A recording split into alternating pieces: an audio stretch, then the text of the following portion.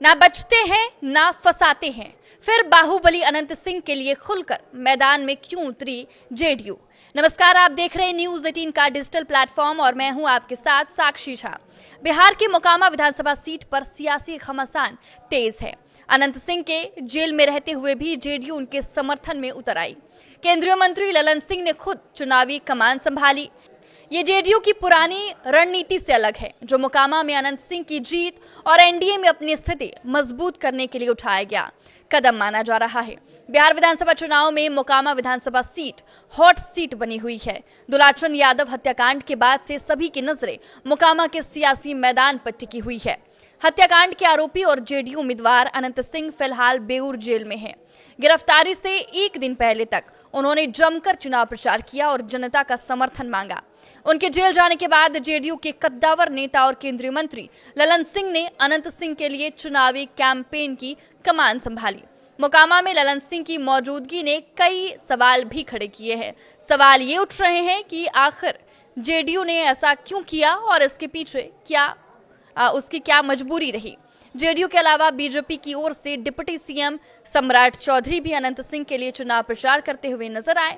ललन सिंह और सम्राट चौधरी एक ही जीप में सवार होकर मोकामा की जनता के बीच पहुंचे थे और अनंत सिंह के लिए वोट मांगा। ललन सिंह ने अनंत सिंह को फंसाने का आरोप भी लगाया। बिहार की सियासत को करीब से देखें तो अब तक जेडीयू ऐसे संगीन मामलों में किसी के सीधे समर्थन में आने से बचती रही है, पर मोकामा में अलग ही तस्वीर दिख रही है। मोकामा में अनंत सिंह के समर्थन में जो नजारा देखने को मिला, उसे भी सियासतदानों की सोची समझी रणनीति मानी जा रही है। इसके लिए कहीं ना कहीं ललन सिंह और अनंत सिंह के बीच जो संबंध रहे हैं, उसकी भी झलक साफ दिख रही है। ललन सिंह और अनंत सिंह के बीच करीबियां किसी से छिपी नहीं, फिर चाहे वो 2004 का लोकसभा चुनाव हो या फिर मौजूदा विधानसभा चुनाव। कहा जा रहा है कि इस बार जेडीयू किसी भी तरह से कोई समझौता नहीं करना चाहती है। उसकी पूरी कोशिश है कि ज्यादा से ज्यादा सीटों पर उनके उम्मीदवार जीत हासिल करें। इसके पीछे एक वजह यह भी है कि जेडीयू जितनी ज्यादा सीटों पर जीत हासिल करेगी, एनडीए में वो उतनी ही पावरफुल होगी। जेडीयू की इस रणनीति पर मोकामा की सीट बिल्कुल फिट बैठती है। इसके पीछे पहला कारण ये है कि मोकामा सीट पर अनंत सिंह की जीत की संभावनाएं ज्यादा है। अनंत सिंह के जेल जाने से जेडीयू इस सीट पर एक तरह से मजबूत ही हुई है, कमजोर नहीं हुई है। जेडीयू जानती है कि अनंत सिंह के जेल जाने से वोटों का ध्रुवीकरण होना तय है।